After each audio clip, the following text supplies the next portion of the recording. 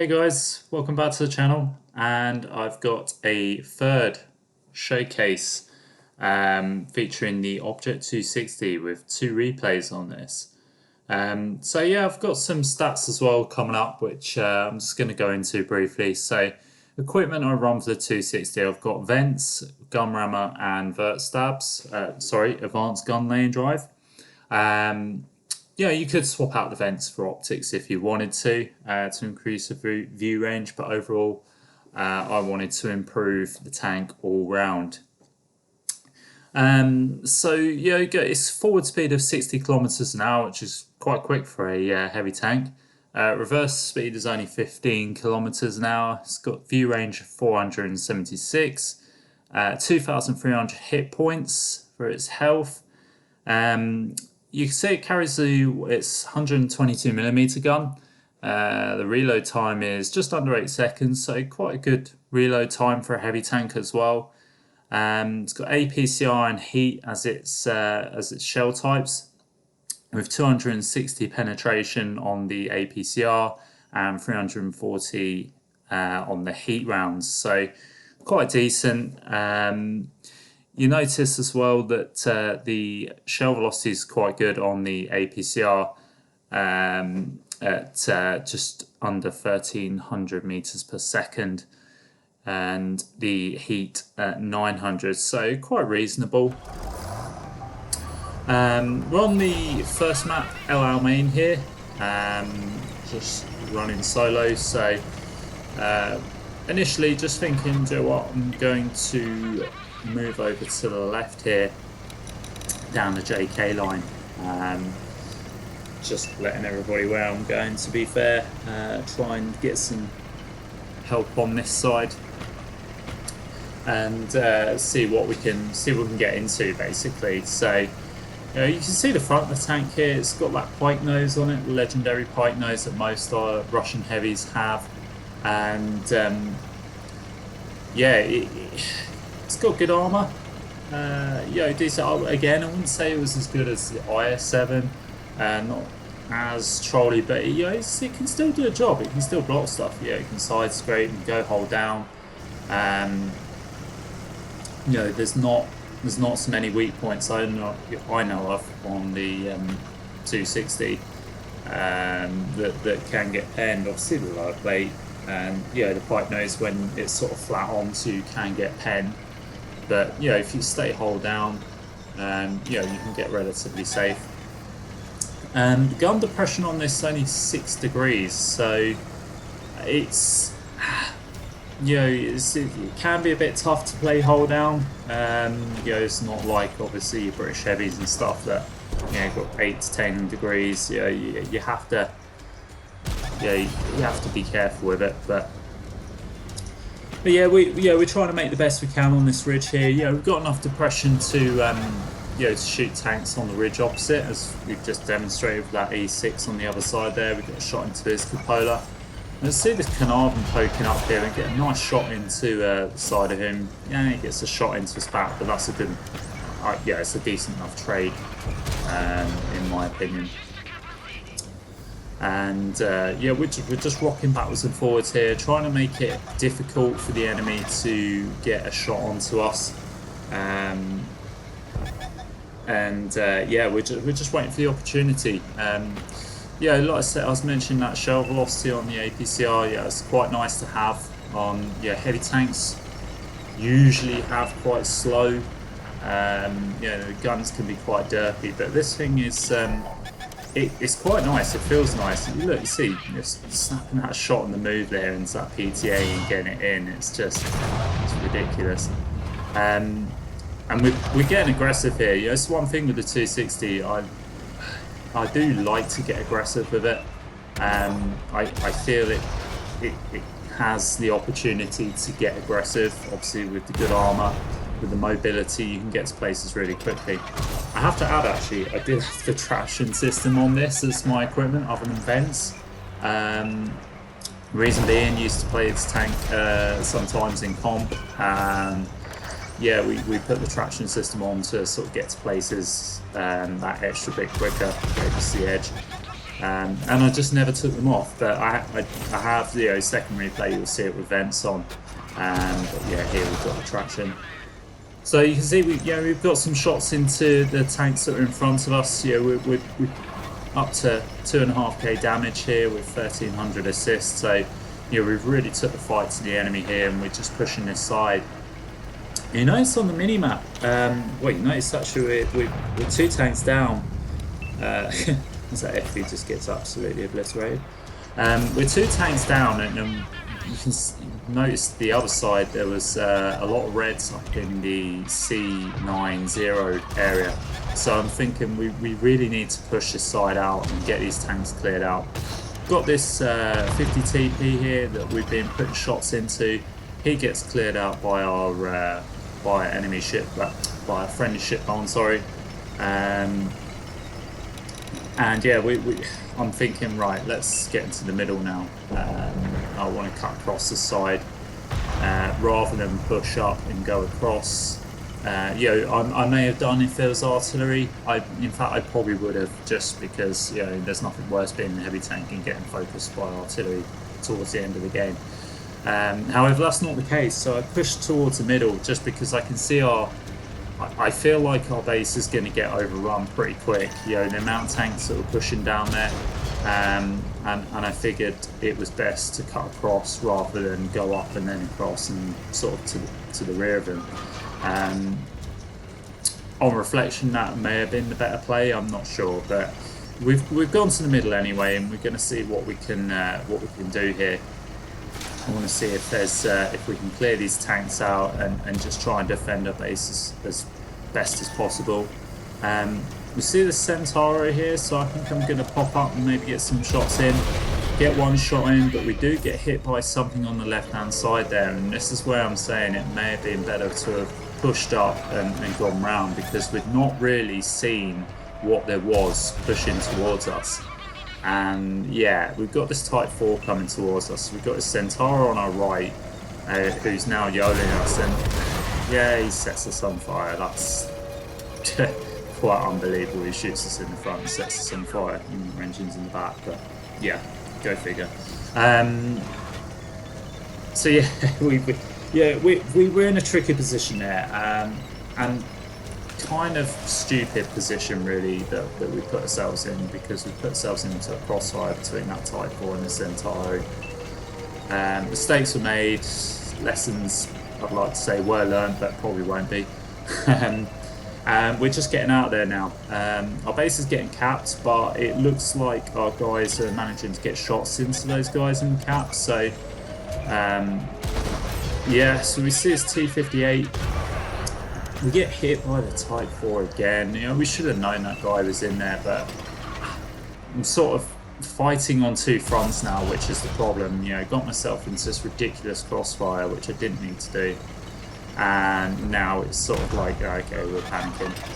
Luckily, our friendly S-bar manages to shut down the T-58, which really does do us a favour, because I think if that guy was still alive, he probably would have killed us. I'm trying to get away from this Type 4, and I'm thinking, Joe, what? I'm just going to push up, get maybe towards their base, and yeah, get safe. We get a shot into the Chieftain, but unfortunately, there's a waffle sat somewhere in the somewhere in the D4 or 5 area, probably on that hill in C5. Which we were unaware of, and unfortunately he took us out. So yeah, it was unfortunate. We should have done that. I know that, but unfortunately, it's just how the game progressed. Like I say, if we'd pushed up maybe where that E75 was, come up that way, we probably could have spotted the Type 4 and been in a position where we could have got shots into the side of him a lot more safely, rather than put ourselves in the middle getting in a crossfire. But like I say, I was conscious that the base was going to get capped out, and I wanted to get across and make sure that it didn't, because there's been so many situations where the enemy base has been capped, and I've not been close enough to get the reset. So yeah, it's just one of those things, really, one of those things. But anyway, we will get to the results screen and see how we got on. So there we go. Unfortunately, we lost the game, but I come out with just under 5k damage and 2.3k assist, only the 1 kill. Yeah, we come top of the board. It's just unfortunate, really. But like I say, is what can you do? I say if I'd gone up to sort of the top there, maybe we could have spotted that waffle that was on the ridge. We could have got some shots into him. So yeah, we just got caught out. We just played badly in the middle there towards the end. Nothing really can do other than just learn from those events and try not to do it again next time. But we'll move on to the second video. So we're on Cliff here. And yeah, Cliff's alright, I guess. But yeah, my main... I was wondering maybe to sort of go straight up the one line and just stop at sort of G1 on that corner and maybe side scrape. But I thought, you know what, I'm just going to go right round the lighthouse. I figured maybe I could sort of get into that dip and sort of get some shots on whatever was coming towards our way. But yeah, it's too early to tell, so I'm going to make my way over there anyway. I've made that decision, making that play. Like I say, the good thing about the Object 260 is it's got that quick mobility that if you feel you need to get out of there, then you have that mobility to just move. You know, it's quite nippy. You get around the map quite quickly, so I wasn't ultimately concerned. I guess in some ways you play this like heavy medium, which suits my play style. I love my mediums, so I love being able to get around the map quite quickly. So yeah, we're going to move up here. I think at some point I might actually be suffering from a bit of lag at some point. I think it's here where I'm lagging out. Yeah, there we go. Great internet. So yeah, lag unfortunately happens, and then the E6 manages to get a shot into us, which is not great. We also get shot from a heavy that's there, so yeah, I was pretty fuming at that point that I bled. Yeah, I bled 800 hit points for absolutely no reason whatsoever, but still, whatever. I'm pushing in. I've got his chieftain with me, which is good. So I know I'm safe. See his conqueror here, get a shot into him. Damage his Armour, which is good. Unfortunately, chieftain just blocks our retreat, which is frustrating, but yeah, it is what it is. At least it's here. He can help me. I've got a shot into this conqueror. Trapped him in place. He's fixed his trap though, which is unfortunate. But chieftain gets a shot into him, and you can see where I'm struggling with that gun depression, but you know, I managed to just peek over and get a shot in. Then this TIE Fighter just goes absolutely barrel rolling into me, but for some reason just pays his attention to the chieftain. So I'm not really sure why he's not focusing on me, but I'm not fast enough. I'm blocked in there. I've swapped to the heat. Yes, I did pen him with the APCR, but I wanted to be sure. I could see that there was the Avery behind him making a move, so I wasn't going to mess around. I wanted to make sure I got the prem in, make sure I can pen this guy so I can get rid of him, and then I can focus on something else. We're quite lucky, really. He didn't pay his attention to us, because he could have just whittled away our health with HE. But yeah, luckily enough, he didn't. So yeah, we're side scraping, but that doesn't mean anything to the Avery, because Avery. Yeah, so I hate these things, absolutely hate them, and I'm doing my best, try and aim the shot, try and get a shot for his Polar.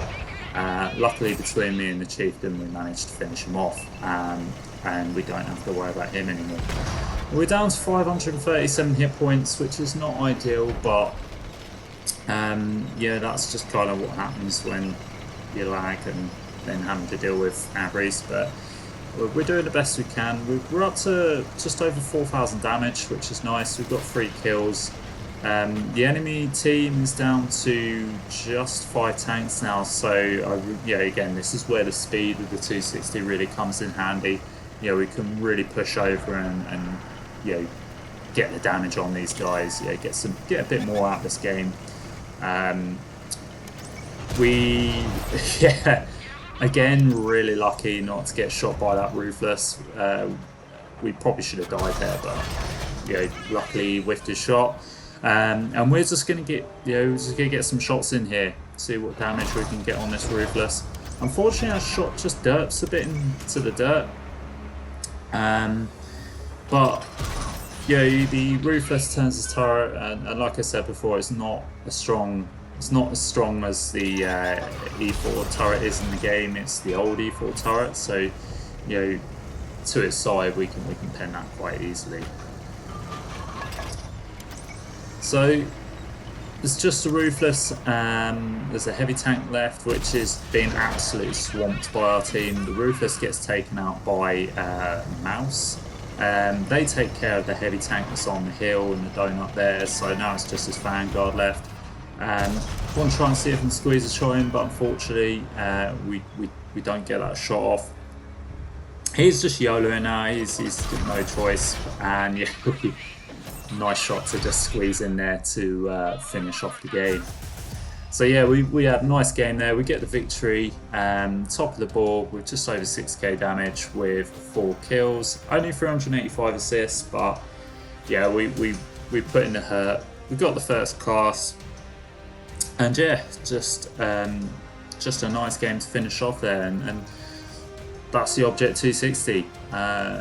Definitely think it's worth getting. So yeah, I can't really add any more to that. So yeah, if you've got a free XP, just go and get it. It's just a quicker, or as quick as the IS-7. Maybe the IS-7 probably edges it, but still, if you like your Russian heavies, yeah, definitely worth considering to get. So anyway, guys, that will be it for the video. So thank you for watching, and I will see you next time.